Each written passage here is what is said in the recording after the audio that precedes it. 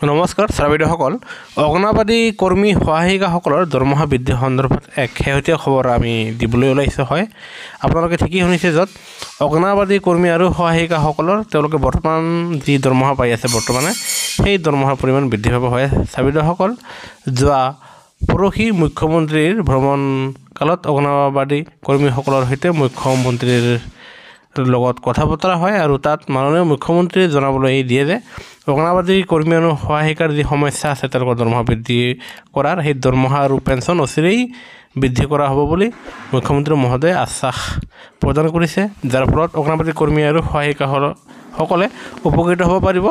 আনহাতে অংগনবাড়ী কৰ্মী সহায়িকাসকলৰ কাৰণে অনেক আশাৰ বতৰা হেয়া হ'ল যে অংগনবাড়ী কৰ্মীসকলে তেওঁলোকে যেতিয়া অৱসৰ গ্ৰহণ কৰিব তেওঁলোকে অৱসৰ গ্ৰহণ কৰাৰ লগে লগে তেওঁলোকে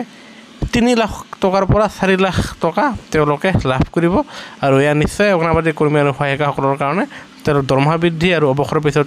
3 লাখৰ পৰা 4 লাখ টকা লাভ কৰা সম্বন্ধীয় দুটা গুৰুত্বপূৰ্ণ ভাল খবৰ